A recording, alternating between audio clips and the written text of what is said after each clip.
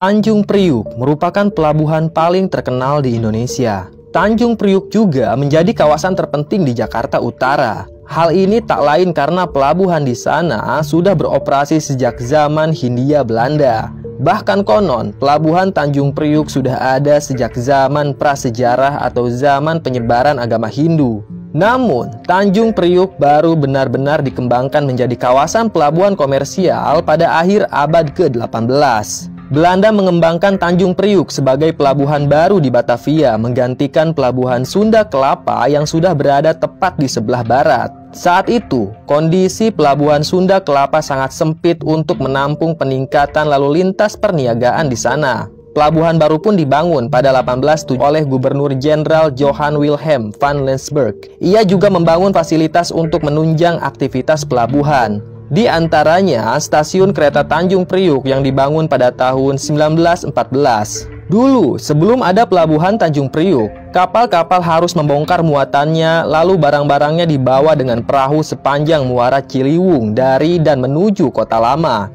Saat itu, fasilitas belum berkembang dan cenderung seadanya. Namun pasca meletusnya Gunung Salak pada 1699, Sungai Ciliwung terus-menerus membawa lumpur dan lahar. Imbasnya, sungai menjadi dangkal. Kemudian, setelah hampir 2 abad, aktivitas perniagaan di kawasan itu sempat mengalami kesulitan. Mulailah dibangun pelabuhan Tanjung Priuk pada 12 Mei 1877 dan dilanjutkan lagi pada tahun 1886. Zainuddin HM dalam bukunya 212 tentang asal-usul Jakarta tempo dulu, ia menjelaskan nama Tanjung Priuk berasal dari kata Tanjung dan Priuk. Kata Tanjung artinya daratan yang menjorok ke laut dan kata Priuk yakni semacam panci masak dari tanah liat yang merupakan komoditas perdagangan prasejarah. Pada masa itu, konon banyak diproduksi dan dijual belikan panci model Priuk di daerah tersebut. Versi lain menyatakan nama daerah itu bermula dari nama pohon Tanjung yang tumbuh menandai makam Mbah Priuk atau yang dikenal dengan nama Habib Al-Haddad. Selain kaya akan sejarahnya, Tanjung Priuk juga terkenal dengan nama-nama preman dan juga para jawara. Maklum, saat ini pelabuhan Tanjung Priuk menjadi salah satu pusat perekonomian. Banyak sekali barang-barang yang keluar masuk Indonesia melalui pelabuhan Tanjung Priuk. Tindak kriminal pun sering terjadi di pelabuhan itu, seperti pemalakan terhadap sopir kontainer, bajing loncat, dan juga pemerasan. Baik, berbicara tentang Tanjung Priuk. Kali ini, Mbah akan cerita tentang perjalanan seorang narapidana yang berhasil kabur dari dalam penjara. Selama berbulan-bulan, Alex menjadi buronan yang sangat dicari polisi. Dalam pelariannya itu, Alex sempat sembunyi di kawasan Tanjung Priuk. Di sanalah dia bertemu dengan salah satu preman sangar yang sangat ditakuti. Tanpa banyak basa-basi lagi, langsung aja kita simak ceritanya. Sore itu, hujan turun dengan sangat deras. Jalan bebatuan yang jarang dilewati kendaraan itu tampak sepi. Sejauh mata memandang, yang ada hanya pepohonan karet yang bergoyang-goyang tertiup angin. Petir sesekali terdengar menggelegar, diiringi dengan angin ribut yang cukup besar. Tak lama kemudian, dari kejauhan, terdengar suara yang perlahan berhenti di pinggiran hutan. Itu adalah mobil truk yang suka membawa elem atau karet mentah. Dari dalam bak mobil itu, keluarlah seorang lelaki berbadan kurus. Lelaki itu mengenakan kaos hitam dan celana pendek. Tubuhnya basah kuyup. Ia lompat dari atas mobil truk dan berteriak mengucapkan terima kasih pada si sopir yang telah memberinya tumpangan. Lelaki itu adalah Alex. Semenjak kabur dari penjara, kehidupan Alex tidak menentu. Dia selalu berpindah dari satu tempat ke tempat lain untuk menghindari kejaran polisi. Dan sore itu, Alex berhasil menyeludupkan diri ke daerah pedalaman tempat ayahnya bekerja sebagai penyadap karet. Ia numpang mobil truk. Sopir mobil itu jarang sekali baca berita atau dengar radio tentang buronan penjara yang melarikan diri, sehingga tahu kalau yang ia bawa adalah buronan polisi. Mobil truk itu perlahan beranjak pergi. Alex mengusap wajahnya yang basah kuyup terkena air hujan. Segera Alex masuk ke perkebunan karet. Ia melewati batang-batang karet itu. Alex masih ingat betul lokasi gubuk rombeng yang menjadi tempat tinggal ayahnya. Tak butuh waktu lama bagi Alex untuk menemukan saung itu. Di tengah hujan deras, Alex menghampiri gubuk tersebut. Kebetulan pintu tidak dikunci. Tapi aneh, Alex menemukan secari kertas yang dijepitkan pada bilik bambu yang tertulis di atas kertas itu. Begini isi pesannya. Darah dibayar darah. Kuburan ayahmu ada di belakang gubuk ini. Seketika saja hati Alex pecah berantakan. Pesan itu seperti petir yang menyambar tubuhnya. Kedua tangan Alex bergetar, tatapannya kosong. Perlahan dia berjalan keluar gubuk. Dan benar saja, di sana ada sebuah gundukan tanah dan 2 batu nisan. Alex pun berlutut. Dia berteriak sambil menangis sesenggukan. "Ayah!" teriak Alex sambil meratapi kuburan ayahnya. Dalam surat tadi tak jelas siapa yang telah membunuh ayahnya Alex. Tak ada catatan kaki atau informasi tentang si penulis surat. Namun, kuat dugaan Alex kalau yang melakukan ini semua adalah keluarganya Om Lao. Tentu Julio Lahoy yang menjadi otak dari pembunuhan ayahnya Alex. "Julio, gua janji bikin lu hancur sehancur-hancurnya," teriak Alex sambil terus meratapi kuburan ayahnya. Pakaian Alex kotor oleh bercak tanah. Tak ada satupun yang mendengar tangisan Alex. Hanya dia yang ada di tengah-tengah perkebunan karet itu. Hingga malam tiba, Alex masih tersungkur di samping kuburan ayahnya. Singkat cerita, keesokan hari itu sudah kosong melompong. Pagi-pagi sekali, Alex sudah pergi meninggalkan perkebunan karet.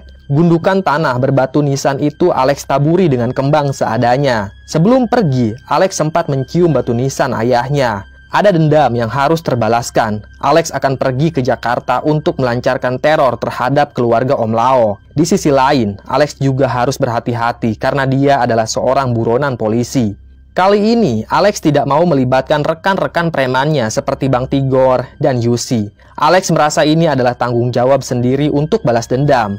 Tanpa melibatkan rekan premannya, Alex ingin membangun pasukan baru dengan orang-orang baru. Sehingga kalau nanti terjadi apa-apa sama mereka, Alex tidak punya beban moral sama sekali. Berbeda kalau yang tertangkap polisi adalah Yusi dan Bang Tigor yang sudah Alex anggap sebagai keluarga. Maka kalau sampai itu terjadi, Alex akan merasa sangat bersalah. Makanya dia ingin membangun pasukan baru. Dan tentu, para pengamen jalanan dan preman kacangan itu tak akan mau bergabung dengan Alex kalau tidak ada duitnya. Alex pun menjadi garong. Dia menodong warung-warung kecil di pinggir jalan yang buka 24 jam. Biasanya Alex melancarkan aksi kejahatan itu di jam 1 sampai jam 3 dini hari. Alex membawa pisau kecil untuk menakut-nakuti si pemilik warung. Alex tak pernah melukai si pemilik warung. Yang Alex mau hanya duit dan rokok kretek. Selama 10 hari berturut-turut, Alex berhasil menodong para pemilik warung di pinggir jalan Jakarta. Hingga akhirnya Alex mengalami nasib sial. Pagi itu sekitar jam 2-an, Alex mengintai warung pinggir jalan yang masih berdiri di belakang tiang. Ia mengenakan jaket cupluk warna hitam dan jeans biru yang sudah lusuh dan dekil. Alex sedang menunggu waktu yang tepat untuk menodong si pemilik warung. Karena saat itu masih ada 3 orang lelaki berbadan besar dan berkulit gelap sedang ngobrol di depan warung tersebut. Lelaki itu pasti orang timur yang biasa berprofesi sebagai penagih utang. Ketiga lelaki itu tampak asik ngobrol menggunakan logat khas timur. Tak lama kemudian mereka bangkit. Alex pun keluar dari persembunyiannya. Tangan kanannya menenteng pisau kecil yang sudah karatan. Setibanya di depan warung rokok, Alex berdiri sambil tertunduk. "Pak, rokok kreteknya sebatang," ucap Alex. Pemilik warung itu menyodorkan pesanan Alex, dan dengan cepat Alex malah menodongkan pisau ke lehernya si pemilik warung. "Brengsek," bentak pemilik warung itu. Tubuhnya memang gendut besar. Si pemilik warung berhasil menggibas. Dia memegang tangan Alex dengan sangat erat sehingga pisau yang dipegang Alex itu jatuh. Tubuh Alex ditendang sampai terjungkal ke tengah jalan. Si pemilik warung keluar. Ia hanya mengenakan kaos singlet warna putih dan celana kotor. Tubuhnya yang gendut besar membuat Alex kaget. Dia meringsut ke belakang.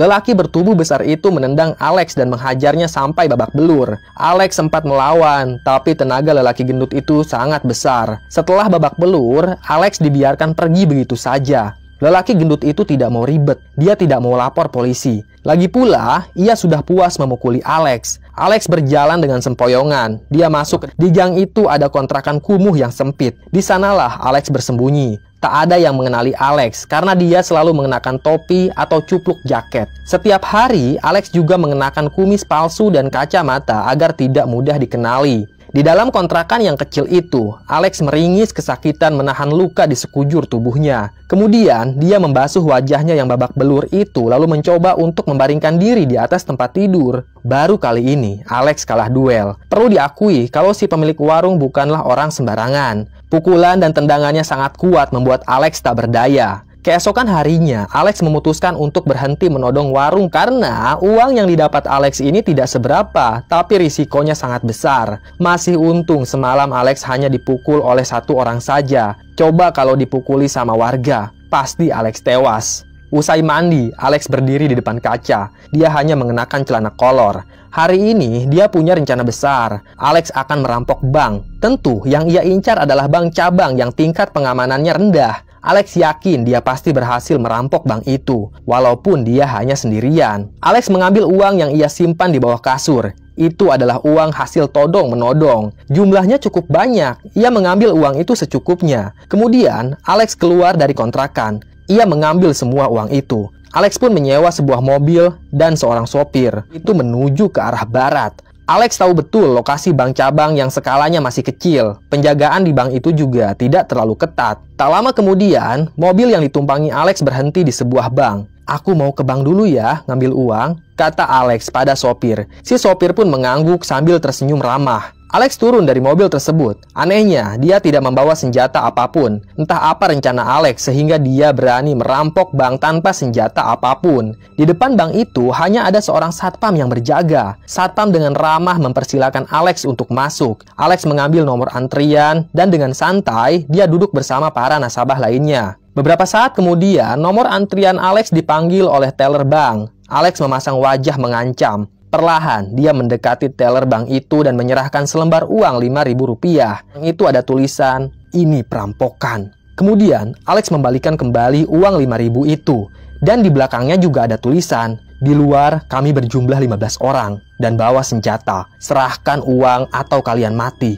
Itulah yang tertulis di atas lembar uang Rp5.000. Seketika saja, wanita yang menjadi teller bank itu tercengang. Dia tak bisa berkata apa-apa. Kemudian, si wanita menelan ludahnya sendiri. Jantungnya berdegup kencang. Perlahan, ia merogoh uang cash di laci, lalu menyerahkan segepok uang pecahan Rp100.000 pada Alex. Si wanita tidak berani teriak, karena ini taruhannya nyawa. Alex pun mengambil uang itu dan pergi begitu saja dari bank tersebut. Barulah setelah mobil yang disewa Alex pergi dari bank, si teller menangis sambil menceritakan apa yang barusan terjadi. Mereka langsung lapor polisi, tapi Alex sudah menghilang seperti ditelan alam. Alex melakukan aksinya itu sampai ke 3 bank cabang hingga punya uang yang sangat banyak untuk menggait anak buah. Sore itu Alex belusukan ke terminal dan pasar-pasar yang banyak gelandangan. Dia membujuk beberapa orang gelandangan untuk melakukan aksi kejahatan. Tak tanggung-tanggung, Alex membayar mereka dengan mahal. Ada 15 orang yang berhasil Alex bujuk. Rencana Alex bukan untuk menyerang rumah Om Lao, melainkan menyerang tempat usahanya. Dari dulu, Alex tahu kalau Om Lao adalah bos minyak sawit. Alex bahkan tahu salah satu pabrik kelapa sawit yang ada di kawasan Tangerang. Selang 3 hari, Alex duduk di ranjangnya sambil menikmati sebatang rokok kretek. Seperti biasa, dia hanya mengenakan kolor saja. Alex sedang santai sambil nonton TV. Dia menyimak berita tentang kebakaran pabrik minyak sawit milik Om Lao. Kebakaran itu tidak menelan korban karena Alex sudah merencanakannya dengan sangat matang. Sesekali, Alex tersenyum sinis. Dia tampak sangat puas karena telah berhasil menghanguskan pabrik milik Om Lao. Tapi tentu, Alex tak akan berhenti di sana. Tujuan Alex bukan untuk memiskinkan Om Lao. Hal itu tidak mungkin. Konglomerat sekelas Om Lao punya banyak aset dan pabrik di dalam dan luar negeri. Hanya ingin membuat kesal Om Lao. Alex akan terus mengincar pabrik-pabrik milik Om Lao yang ada di Tangerang. Alex kembali tersenyum saat melihat Om Lao muncul di TV. Konglomerat itu melontarkan ancaman keras pada pelaku yang telah menghanguskan pabriknya. "Gua bakal kejar elu, mau sampai ke ujung bumi juga gua kejar," bentak Om Lao. Alex mematikan TV-nya, kemudian dia tertawa sendirian dengan sangat kencang. Alex menghisap rokok kreteknya. Dan setibanya di pasar, Alex melihat ada seorang lelaki yang lari terbirit-birit. Lelaki itu seperti sedang dikejar komplotan orang. Kemudian, si lelaki bersembunyi di belakang tempat sampah. Komplotan lelaki itu kemudian Alex. Mereka berbicara dengan sangat terburu-buru. "Heh, lu lihat ada orang yang lari nggak ke arah sini?" tanya salah satu komplotan lelaki itu. Alex menggelengkan kepala. "Enggak bang," ucap Alex. Komplotan lelaki itu pun segera pergi mencari orang yang sedang mereka kejar. Beberapa saat kemudian, si lelaki yang bersembunyi di balik tempat sampah mulai menampakkan dirinya. Lelaki itu bernama Acong. Dia pun berterima kasih pada Alex. "Lu punya kerjaan nggak?" tanya Acong. Kalau nggak ada, mending ikut gua, sambung Acong. Kemana? Tanya Alex. Ke Tanjung Priuk. Gua kenalin lu sama bos besar. Nanti lu dikasih kerjaan sama dia. Gua jamin bayarannya gede banget, kata Acong giur. Kemudian mereka beranjak dari pasar itu menuju Tanjung Priuk. Alex bahkan mengundur rencananya untuk menyerang pabrik milik Om Lao. Alex penasaran pada kerjaan yang dibilang Acong. Katanya upahnya sangat besar, bahkan sampai puluhan juta. Mereka pun berangkat ke Tanjung Priuk untuk mendatangi orang yang akan memberi Alex bayaran besar. Alex juga berharap orang itu bisa membantunya untuk balas dendam pada Om Lao. Setibanya di sana, Alex diperlakukan dengan baik. Alex diberi makan dan minuman enak. Bos preman di Tanjung Priuk itu bernama Johan Ambon. Dia yang mengendalikan preman di kawasan Tanjung Priuk. Alex mau bergabung dengan komplotan Johan Ambon. Anak itu bersedia bekerja untuk Johan Ambon. Yang penting, Alex bisa mengambil hati. Nantinya, Alex akan memanfaatkan kekuatan komplotan Johan Ambon untuk menyerbu komplotan Om Lao. Namun, walaupun Alex diperlakukan dengan baik, dia tidak bisa semudah itu bergabung dengan gengnya Johan Ambon. Ada tantangan yang harus Alex lewati. Bagi siapapun yang mau bergabung dengan Johan Ambon, maka dia harus berduel terlebih dahulu dengan Johan Ambon. Tentu Alex mengiyakan syarat itu. Walaupun tubuh Johan Ambon lebih besar dari Alex, tapi Alex sama sekali tidak takut. Dia sudah terbiasa berkelahi. Maka malam itu di Tanjung Priuk, gerombolan preman berkumpul. Mereka hendak menyaksikan dengan Alex. Perkelahian pun terjadi. Alex menyerang Johan Ambon dengan tinjuannya. Tapi lelaki besar itu malah diam saja. Mukul kok kayak banci, kata Johan Ambon. Tampaknya Johan Ambon sudah biasa menerima pukulan seperti itu. Alex pun menendang perut Johan Ambon. Lelaki besar itu mundur beberapa langkah. Tendangan Alex memang cukup keras. Lumayan, ucap Johan Ambon. Alex berteriak. Dia mengambil ancang-ancang untuk menghajar Johan Ambon. Namun kali ini, pukulannya ditangkis oleh Johan Ambon. Dan dengan sekali tinjuan saja, Johan Ambon mampu menumbangkan Alex. Maklum, tubuh Alex ini kurus kerempeng. Jadi sangat mudah bagi Johan Ambon untuk mengalahkan lelaki itu. Tampaknya Alex belum menyerah. Dia masih bisa bangkit kembali. Johan Ambon nampaknya ia kagum dengan nyali Alex. Lalu dengan sempoyongan Alex menerjang Johan Ambon. Johan Ambon tidak tumbang. Dia hanya terhuyung sebentar lalu kembali berdiri dengan kokoh. Johan Ambon kali ini menyerang Alex. Dia melesatkan tinjuannya tepat di wajahnya Alex. Dan dengan sekali tinjuan saja, wajah Alex babak belur. Maklum, kepalan tangan Johan Ambon cukup besar dan sangat mematikan. Alex tak mampu lagi untuk bangkit. Sambil ngos-ngosan, Johan Ambon berkata, "Lu diterima. Nyali lu lumayan gede," ucap Johan Ambon. Dia pun pergi begitu saja. Sementara Alex masih terkapar dalam keadaan bonyok.